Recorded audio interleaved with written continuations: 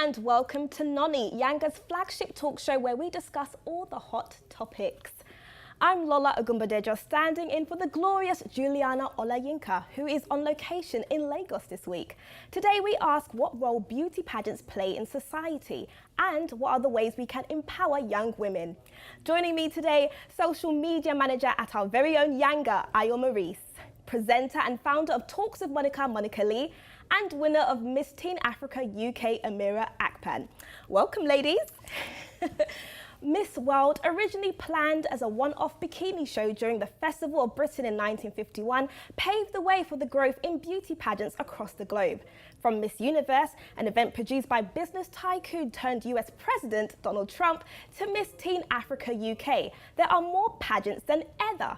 And they're not just for young women. You can enter your children into pageants, and men's versions have grown in popularity too. But pageants are often criticised for objectifying women. But what, if any, are the positives in pageantry? Hello again, ladies. Now I'm going to start off with you, Amira. Congratulations for winning Miss Teen Africa 2017. I can see your lovely sash. And I remember watching your video when you won and you were in such shock and excitement. Let's just relive that moment again. How did you feel when they called out your name as the winner? I couldn't believe it. I actually couldn't believe it. I was paralyzed for a bit. I saw. Yeah, the former queen had to like stand behind me because I couldn't even move. She had to like push me to go and sit down, but I couldn't believe it. And I was looking for my mom, and she was like, she didn't even. My stepdad got up first and ran to the front, and my mom literally came like a minute later because she couldn't even believe it either. So. Oh, bless. Yeah. So how did you actually get into beauty pageants? It was never really a thought of mine to actually get into beauty pageants, but the story behind it was that me and my sister, we were actually in my bedroom one day, and we were scrolling through IGN, and Miss Teen Africa came up, the advertisement for it. Okay. So we were like, should we register? And I was like, yeah. So we just did it. We were actually joking at first. It wasn't really intentional.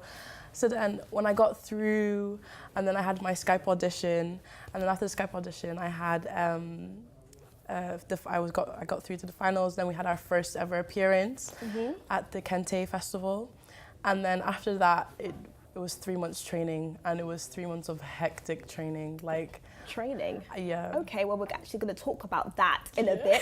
But Monica Lee, you're used to winning beauty pageants as well. When you were a lot younger, you entered a few of them. Talk to us about that. Yes, I did. Fortunately, I was able to be involved in a lot of pageants, and I was living in Jamaica because my mum sent me there during the primary school section just to kind of grow up, and that was really, really fun. So I entered about 3 different pageants, which was amazing. It helped me build my self-confidence. Felt like I was in a society, a community of people that just kind of helped me to grow as a woman, and I found it so fun. Like, it was literally amazing. So I've had a great experience. I can't say for everyone, but I've had a great experience being a part of a beauty pageant, and I won them all, so I can't really say it was that bad. Congrats to you. Thank you. Ayo, social media guru, I'm going to try this, and it's probably going to sound a bit cheesy. Beauty pageants, like or swipe? Swipe.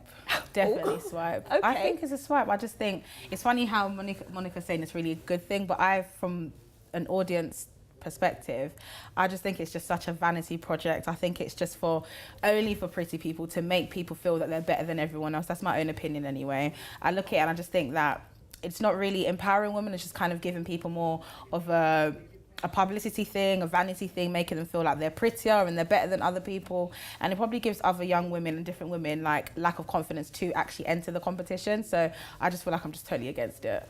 Okay, interesting views from Ayo. So Amira, I'm going to come back to you.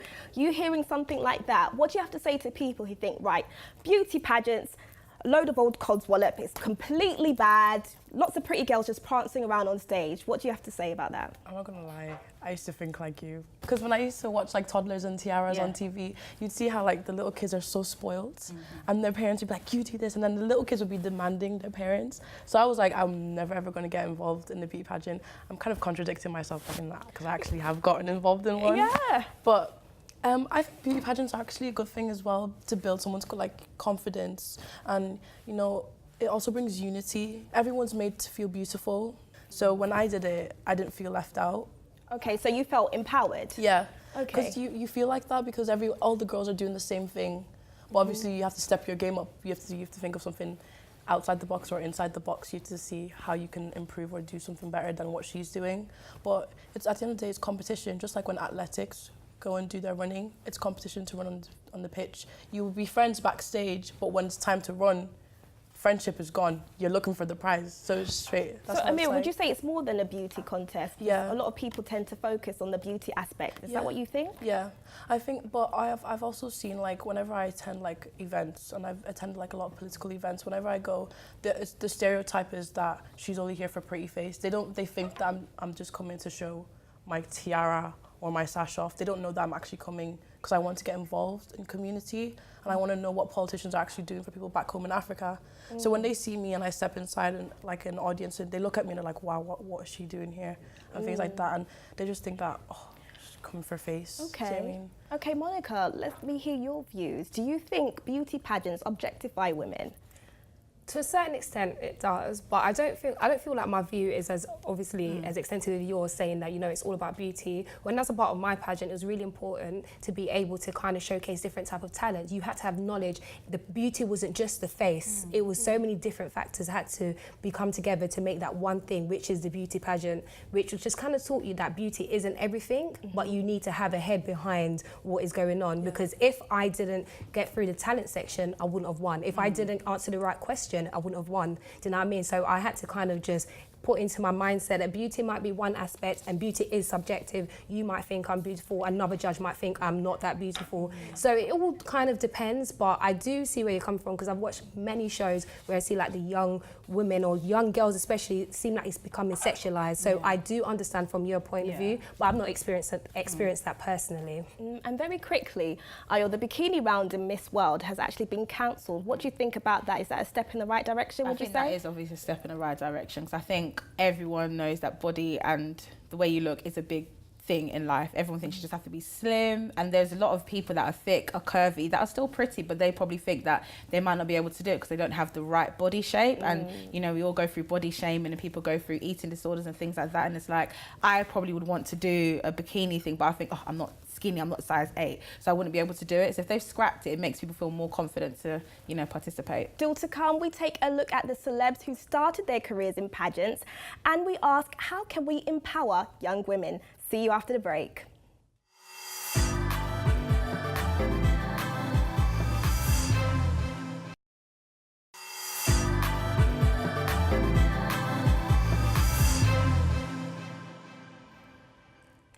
Welcome back to Noni. Coming up, we take a look at the different ways we can empower young women. But first, let's get back to our discussion. So, beauty pageants. So in what ways do you think we can move forward with beauty pageants? Before we mentioned that the bikini part of it has come out, what else do you think we can do? I mean, obviously from listening to what these two are saying, is obviously more than beauty. I would have just said to take it away from beauty, but, you know, Monica, you've all said that, you know, it's to do with educate. They talk about things, they talk about talent, education. So I think just kind of pushing towards your talent, towards knowledge, towards things you care about and what you could do for society would be a very good thing to move forward on beauty pageants. Fantastic. Now, Amira, you mentioned that you had to go through 3 months worth of training. Can you just tell us a bit about that? We had to do walks, we had to practice our walks. They basically molded us into women. So that's how it... Molded you into women. Yeah. Can you elaborate? So they taught you how to walk, you said, in heels, catwalk, or what? Basically how to walk like a lady in a heel. Because you know when some people walk in heels, it's like... and just Punching and walk like a dinosaur. But it was like back straight, posture right, you know, look, walk. And then it was after that, it was how you talk, when you address the audience, when you address the judges, when they're around. It was intense. Monica, walking like this and talking like this, would you say that that is what makes you a woman? No, but I can understand why there's certain mindset of how a woman should act. So, like, let's be honest, people do have a mindset of how a woman should move, how a woman should talk, how a woman should kind of participate and be involved in certain activities. But if you're going to be a part of a competition, I totally understand why it's a necessity and why it needs to be done. Because at the end of the day, it's a beauty pageant and you're focusing on how a woman is and how a woman is seen in society. So I totally get it. Yeah. But outside of that, just feel like you can just be whoever you want to be, to be fair, whatever you want to do. But like I said, wherever you place yourself in certain positions, you have to be aware of your surroundings and aware of how you're going to be judged. Yeah. So, what do you think about what you're hearing? You know, there's some good that comes out of beauty pageants. Good because I mean, you know, in life generally, if you don't do your research, if you don't like look on things, you won't know. So obviously, I will see it from an ignorant way, just watching Toddlers and Tiara, all of those shows. That's what you see. But obviously, if you don't actually hear it from first-hand experience, you will never know. So I'm really learning more about this, and maybe I might apply. Not really, but you know, just things like that. It's really good to like hear an actual person saying and not just watching it from TV. Yeah. And how important is Miss Teen Africa? Because for the community, especially a lot of black women might not find it easy to enter into beauty pageants. So what do you have to say about that? I feel like Miss Teen Africa is a really good platform. When I was in college, so I was just doing schoolwork, and if I had to do schoolwork and continue doing that, I have to like mold myself to doing something successful. But it kind of gives you like a kick, like a backbone for you to lean back on. Like if you want to go to an event, you can say I'm Miss Teen Africa, and then they allow you to come to this event to speak. So it gives you a very good platform to like use what you have and your voice. So it's empowered me to use my platform for really good things. Okay, and Monica Lee, Deanne Rogers was the first black woman to be crowned Miss Universe Great Britain. I'm so happy. And she's got locks as well, so made it even more happier. That's Awesome. amazing. So would you encourage, you know, more black women to enter more, you know, largely recognised beauty pageants, would you say? Yes, definitely. I know sometimes we might be seen as, you know, not as desirable, not winning all the time, because let's be honest, I think I can maybe name on one hand how many black women have actually won.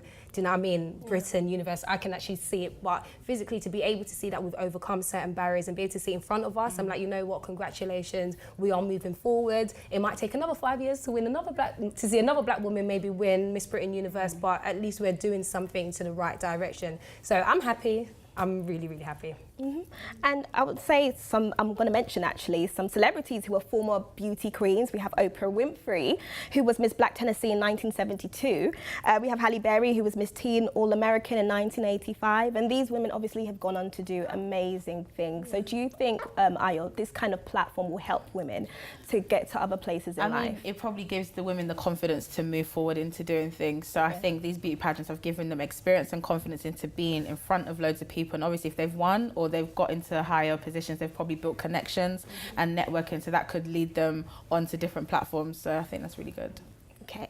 Now, Monica, you actually entered beauty pageants as a child. Yeah. So what would you say, what are your views actually on children entering beauty pageants? Is it still a good thing in this day and age? If the child has an option, then it's a great thing. If I feel like the parent is doing it so they can be able to live through the child, then no. If they're doing it to be pushy or doing it to kind of make it feel like it's all about the parents and not about the child, then I totally disagree. But if the child's like, I want to be a part of it, I'm interested and want to do more things, and that's amazing. It's nice to give that child that option to be able to grow into doing different things. But like you said, sometimes parents can be a bit overprotective, or they can actually be a bit too forceful. So I feel like there has to be a very healthy balance, and if there isn't a balance, then you all know how it is. But definitely, I feel like it's a good step once the child is making that decision.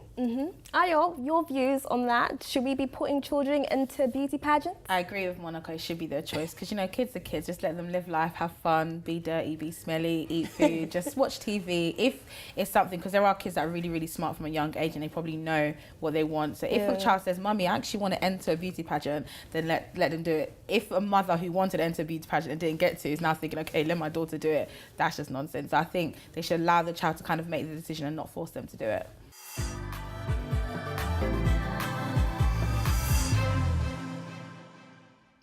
In a world where reality stars are increasingly seen as role models, what can we do to empower our young women? And is there anything wrong in wanting to be famous more than wanting to be a forensic scientist? Now, I'm going to direct this question at you. Again, social media guru, you're on it all the time, you're scrolling through pictures and you're seeing a lot of people who in their bios are saying model, CEO of this, CEO of that. Public figure. It seems like people, exactly. It seems like people nowadays are really interested in becoming famous and, you know, self-promotion. What's your thoughts on that? I think if you know what you're going to do, then you can, if you want to be some people say they're an influencer and we're like, okay, so what are you influencing? What are you influencing? If you're influencing looks, you know what I mean? If you want to be, if you're a model, if you're a beautician, if you're this, if you're that, it's good as long as you're what you're doing is actually legitimate, it's actually a serious thing. There's no point just because you got 1,000 likes on your picture, you're now going to say you're a model, influencer, public figure, whatever. That doesn't make sense. But if you're actually doing something and you are actually an influencer and you are actually a model, then you can by all means say whatever you want in your bio and promote yourself. So yeah. Okay, with that in mind, Monica, you are a presenter and you've got quite a number of followers on your Instagram page, I believe. Now, people recognise you on the street. They say, hi, Monica Lee. I want you to just talk about, is fame as easy as it looks? Is it as fun as it looks? Oh no. And you know what? Personally, I don't feel like I'm at the peak of my career. I still feel like I'm developing, I'm still growing. And already sometimes I think this is a bit too much. They expect a lot and you have to keep on communicating, corresponding. You have to feel like you're human and that they can connect with someone. So it is really hard per se to be able to be an influencer, and if you're going to be an influencer you have to have substance, and always say you have to have a direction, you have to have a plan, it has to make sense, and if it doesn't make sense there's no point doing it. But if you've got a platform, I personally believe if you've got a huge platform, even if it's done by modelling or presenting or maybe something that people might not see as desirable, but you gain that following, I feel like it's important to utilise that and utilise what you've got around you to be able to do something positive. And if that's going into politics, like you said, that you love doing, or maybe just encouraging young women, young men, you just have to utilise what you've got. No matter how you got it, try and make a difference with it, if that makes sense. Yeah. Perfect sense. Now, Ayol, let's talk about you and your influences, because right now there's so many things going around that people are being influenced by. When you were younger, what did you look up to, or who did you look up to? I always looked up to Beyonce because she's the queen. I just know Beyonce is great. But Queen to be bee. fair, I looked up to the people around me. I'm around a lot of women, strong black women. And I said before that the black woman is probably the least most important or desirable person in this country. That's my own opinion. And I think I have my mum, she's a mother of 3 and she's a head teacher. I have my auntie who's like, you know, a lawyer who owns a law firm. So when I grew up, I was around all these strong black women who, even if they're suffering in themselves, you will never see it because they wake up as a wife, as a mother, they look after their husband, look after their children, and they still do the job that they want to do. And I'm always influenced by the people in my church, or the female prophets and the female pastors and the female choir leaders who always give, you know, words of wisdom and words of encouragement when you're feeling down and when they might be feeling down as well, but they always come back and fight strong. So it's the women in my life that I feel like are the ones that who are really empowering and who I aspire to be like. And same question to you, Amira, because now that you've won Miss Teen Africa, you are undoubtedly a role model. And I want you to tell me about what your role models have taught you and what you hope to teach people who look up to you as a role model. Well, my mom, she's my biggest role model. She pushes me to do everything. She's taught me that in life you have to strive for success. You can't just expect things to come to you like that. You have to work for it. Because you see it like on social media nowadays with the influencers, there are people who have like 300 and something K, but all they post is just pictures of themselves and they think that they're amazing. And then little girls like my little sister, they might look up to them and be like, oh, I want to be like her, but they're not actually doing anything in the community. And there are good sides of social media and then there are bad sides of social media. The bad side would be like young people are being brainwashed and into thinking that they need to look like a certain image to be in this type of category. And I hope that my platform will be able to help young girls to like overcome this and be like, we can do something without being influenced in this kind of manner. And with that said, you know, what Amira just said, Monica, how can we empower, you know, young women to feel better about themselves, to feel more confident, to feel like, yes, this life is for the taking? I feel like number one, you have to be honest and you have to be transparent and you have to be able to just show them the real you. So with me on my Instagram or my Snapchat, I'll be showing when I'm getting my hair done, I'll be taking off my wig, I'll be doing everything because I'm like, to get to where I am or to be who I am, to feel that confident, it's not me waking up and having an MUA doing everything. I've had to self-teach myself how to do things properly and I had to be confident with or without makeup. And like you said, on social media more times, you see the best part of people's life. I always say it's a show reel, it's a highlight of the best bits of what they've accomplished, which is great, but I feel like in order to empower, you need to be able to be honest and also to be able to do something positive, but also showcase maybe a bad side to something and show growth. Do you know what I mean? Like a lotus flower, things might be a bit dirty when it's all trying to grow, but it will blossom to something really beautiful. But you have to be able to just kind of showcase that journey, and I feel like it's important, showing journey. So Aya, what do you think we should be doing to empower young women? Well, we need to, you know, praise them. There is a lot of women who are successful, and I think people just feel like it's just deserved and they're just expected to do it. Yeah. I know, like my auntie, one of my aunties, she's a chemical engineer in a company. She's like the only black Nigerian woman in that, and it's just white men there. That is something that you should praise them. I feel like a lot of us, we don't get praised for what we're doing. So if we're not seeing that, oh, this woman, she's done her PhD, her master's, everything, and they're just giving it to her and there's no praise, it's not going to encourage younger people to now want to do that. If younger people like my sister see women, you know, she's done this, she's owner of this, she's the CEO of this, well done to her, black girl magic, everything, yeah, then it will encourage the younger generation, the younger black girls and daughters to become successful in their growth and to give them that praise that they need. Okay, so encouragement is Yeah. the key Yeah. to empowering young women. Yeah. And finally, Amira, please tell me about your charity. I started a charity in October called You Go Girl Foundation. So what it does is that it reaches out to young girls to empower them in the communities to do things that is on basically the unthinkable. So what I've started is a campaign called 1,000 Books. What we're doing is collecting books to open libraries in like the rural parts of Nigeria where there's no education for young people. So I feel like education right now is vital, and especially in Africa. Thank you so much, ladies, for your time. You've been amazing. And that's it from me, Lola Ogunbadejo, and my fantastic guests, Ayo Maurice, Monica Lee, and Amira Akban. And don't forget, Noni is now online. Wherever you are in the world, go to yangatv.com to check out every single episode. Join us next time for more Noni Chat. Goodbye.